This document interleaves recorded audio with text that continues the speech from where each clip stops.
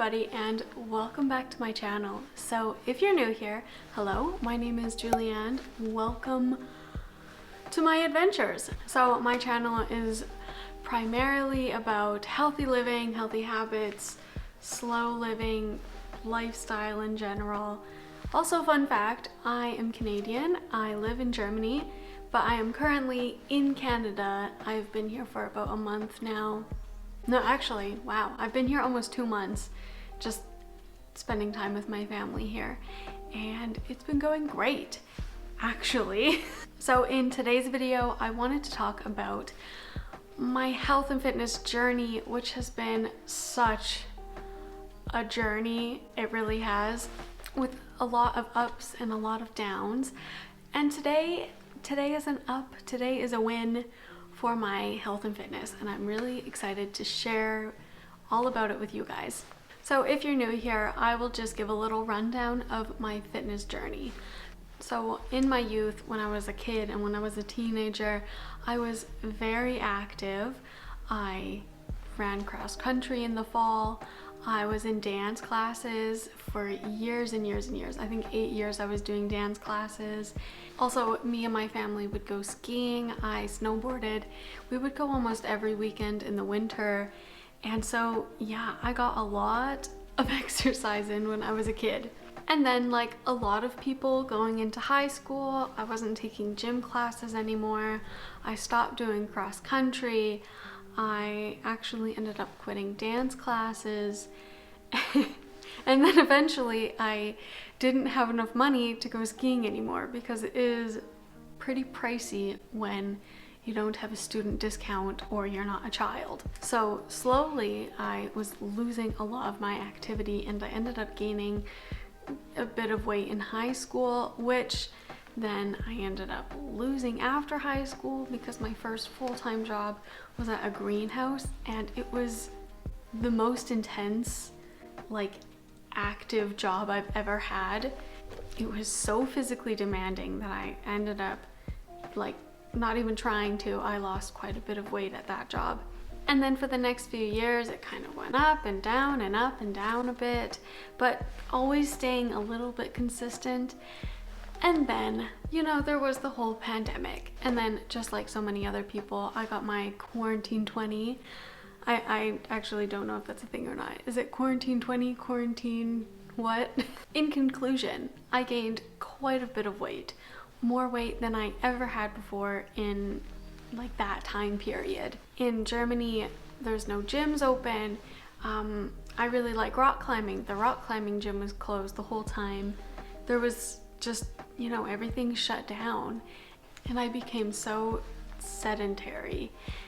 And then I was trying to kickstart my fitness, and so I would do these month-long fitness challenges, like one after another, and I was like kind of seeing results, but not really. And in the end, I think even through that, I was still gaining weight, but very slowly. And I would question if I lost any weight at all during those times of really trying to lose weight. And now this brings us to me now. I am in Canada, and I was thinking of things I could do here, and lo and behold, my parents have a stationary bike. So I thought, oh, that's gonna be great. I'll just go on the bike for however much every day and I'll start losing weight. But before I tell you what actually happened, let's talk about cycling a little bit. If you're a little bit new to cycling, it can be great fun. It can also be quite challenging. And I think it's a really good sport that can burn a lot of calories and still be really enjoyable, especially if you're doing like cycling outdoors. So how to start cycling if you're interested is, well, step one, you have to get a bike, and this can be the bike you already have, a $50 bike off of Facebook Marketplace that you find. If you already have a bike and you want to do indoor cycling, you can buy these trainer things, and they kind of attach to your back wheel, and so you can like cycle with your bike but indoors. Or there's stationary bikes, but stationary bikes can be more expensive. And from what I've looked up, I think they're quite a bit more expensive in Germany than in North America, with less options. So if any of you guys know where I can maybe find a stationary bike that's reasonably priced, then let me know in the comments below. The next important thing to do when you're starting is to size your bike correctly. And I will talk about this a little bit later in the video about how I really messed this up. But when you're actually riding the bike and your legs are fully extended downwards, you want there to be just the slightest bend in your knee. Your legs shouldn't be fully extended to where it's completely straight. It should be almost straight with like a little tiny bend in it. And that is actually very important, I recently discovered. So that's another thing that you need to know when you're starting. And lastly, especially if you're biking for fitness and for weight loss, is to just start biking. Maybe at first work on your time a little bit. So if you're biking and you can only do 20 minutes, maybe work it up to 40 minutes. And then especially if you want to lose weight while biking, maybe put in a little bit of interval training into your weekly schedule, but I wouldn't do more than like 2 times a week just because it's more exhausting and it works your muscles quite a bit more. So now the fun part, what I did when I started biking. So at the beginning, I didn't size the bike correctly, so I could hardly do 10 minutes. And I thought, okay, like I should be able to bike for more than 10 minutes. But no, I actually couldn't. And nobody believed me that I was saying it so hard on the bike. Like even 5 minutes was so intense because my quads would be burning so hard during this time. And then I asked my husband, okay, could you like watch me when I'm on the bike to make sure I'm doing it correctly? And he said, yeah, no, like you need to size it. And I'm like, oh, what does that even mean?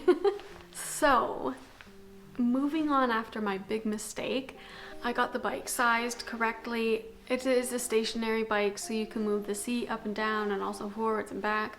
So I got that set up correctly for me. And then I was actually able to properly pedal on this machine. And and it was amazing the difference that this made. I went from really struggling to get 10 minutes down, and then I was able to do like 30 minutes in the next session. Like it really did make a big difference.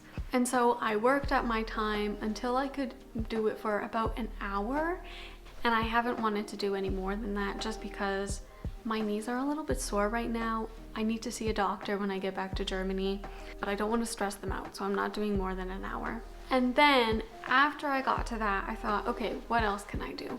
So then I started incorporating some interval training into my biking, and I honestly do this on days where I don't have as much time, and then I'll maybe do it for 20 minutes, and I will change the resistance slowly up and slowly down, and I will do this 2 or 3 times. And you would be surprised how much more effort that requires. And of course, the benefit to doing the interval training is just that it works your body more, it burns more calories, and I think compared to just doing like low and slow for an hour, I think this burns a little bit more calories after the workout too. And during this time cycling, I am very, very happy. I have lost a grand total of, drumroll please, 5 pounds, which for some people that might not be like any amount at all, but for me, I was celebrating because it has been such a long time that I've actually lost weight. And for me, losing that amount of weight in a month was pretty significant, because I remember even before my wedding, for 3 months, I was doing a lot of work trying to lose weight. And I think in that 3 months, I only lost like 4 pounds. So losing 5 pounds in 1 month for me is very exciting. And I was talking about this in an old video when I was I think I was organizing my like office guest room extra room in my flat back in Germany. And I showed you guys these jeans that I couldn't get rid of. I was too attached to them, but they didn't fit anymore.